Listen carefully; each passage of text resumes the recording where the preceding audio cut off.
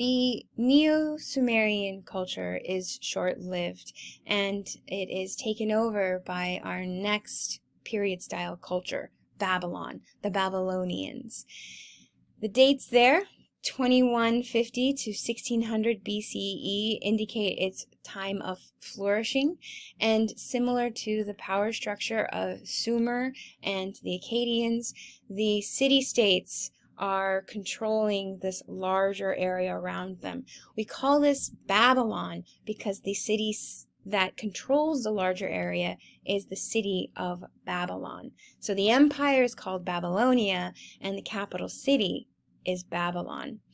Now, in terms of where they came from, history documents show acknowledgement of an immigrant force settling on the west side of the Euphrates sometime between the rivalry of Sumer and Akkad, and in that distraction they rise in force and rise in power, and then they take over this area, taking in it and adopting the cuneiform of the Sumer. They speak the language of the Babylons, or the Babylonians, and they take on the same system, or they maintain the same system of temples and religious deities with the gods. The artwork that we're going to look at for the Babylonians is this piece here. This is the Stele of Hammurabi. Now, Hammurabi is one of the most popular kings of Babylon, or the Babylonians, and he is also given the name King of Akkad and Sumer, King of the Four Corners of the World, King of Justice. These were names that or titles that he was given. So notice the title, King of Akkad and Sumer. He is saying, yeah, I am Babylonian, and I'm also the king of the Akkadians and the Sumerians. His title, King of the Four Quarters of the World. As far as he's concerned, and as far as people are concerned who live here, he does own the entire world. And King of Justice. Well, that is a nice segue into our artwork. The Stele of Hammurabi. Now, you might be familiar with this. It's often brought up in history classes. The stele, that large carved stone, the Stele of Hammurabi, it outlines the law code of the land. The stele is credited as the first comprehensive code of law. Now, I exaggerate the word comprehensive because there were other codes of laws before this. Others existed, but not this thorough.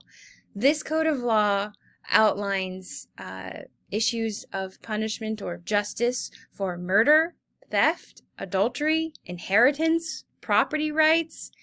The stele has over 3,500 lines of inscriptions carved out of cuneiform, and it is a development of a series of laws of the land that were brought together from Akkad, from Sumer, and any kind of conflicting or unwritten laws were added into this system. There are technically 282 laws, and all of these laws aim to stop fighting, often with violent punishment, without a trial, and without any kind of, let's defend this, let's talk about this, let's mediate. No. The idea of this code of law was to deter people with violence, with rash punishment. The law was swift and without mercy. This is Hammurabi saying, I know that you're going to act up and I don't want to hear it, and so if this happens, then this happens. Like, have you heard the term, or the phrase, an eye for an eye? The idea is like equal pay for an injustice. You lose an eye because that guy took out your eye, well then you get to take out his eye. It's a fair thing, but it's quite harsh. Eye for an eye, it comes from this one. It comes from here. Law 23 says, a man robbed and his property is not found, his neighbors must provide for him. Well, that's a nice law. Okay, so if I'm robbed, my neighbors have to help set me up again. I could work with that. However, Law 195 says, if a son has struck his father, his hand shall be cut off. That's it. That's the law of the land. It's insane. And again, I'm emphasizing this is violent punishment to deter people from doing it. Now, the laws are written below, but remember, not everybody knows how to read. Most people don't know how to read, but what they know how to read are images. So at the top, we have Hammurabi receiving the right to rule by the god Shamash. To help you spell it, I put it right here. Hammurabi and Shamash. Shamash is one of the lead gods in the Babylonian faith. He is a sun god, and here he sits on this elevated throne, and he is passing to Hammurabi the ring and the rod. These are symbols of authority. Now, I put them here because I want you to understand the symbolism of them, and I want you to write it down in your notes. The ring and the rod are used as symbols of power and authority. What they symbolize are a ring of rope and a rod or a stick. Why, Miss Cortez? Why these things? Think about it. A ring of rope. You can do a lot with a ring of rope and some sticks. You can set up borders. You can set up barriers. You can bind people. You can beat people. You can indicate mine and yours, good and bad. So the ring and the rod, the circle and stick, you're going to see it in a lot of artworks, and it is a symbolic representation of authority. Here, Shamash is giving that to Hammurabi. Shamash is also wearing, let me just disappear, a 4-horned crown. He's got 4 sets of cow horns on that crown. He is a major deity. This is another statue of Shamash to help you understand. So here he is looking in profile, and here you can see him straight on. Now he sits on this throne, and his feet are elevated on this platform. A platform? A platform in which a god sits on top of?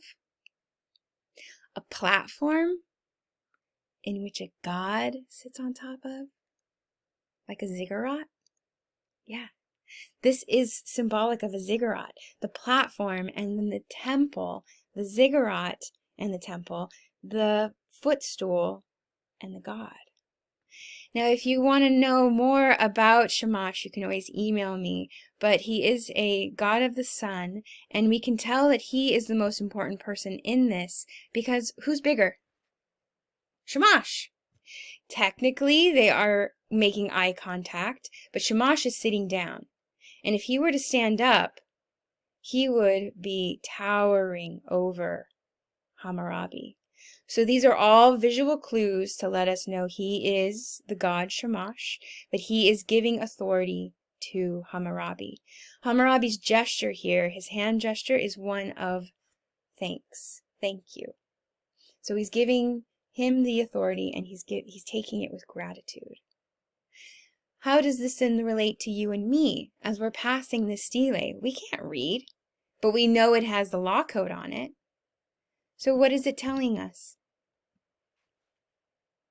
It's telling us, exactly, I heard you say it in your head. It is telling us, I'm in charge because Shamash put me in charge. So if you go against the law code outlined there, who are you going against? Hammurabi? No, you're going against Shamash. This is his very not so subtle way of saying, you may not like these laws, but Shamash told me them, so you need to listen. The statue, or the stele, is massive. It's over 7 feet tall. It's also at the Louvre Museum. This is the backside of it.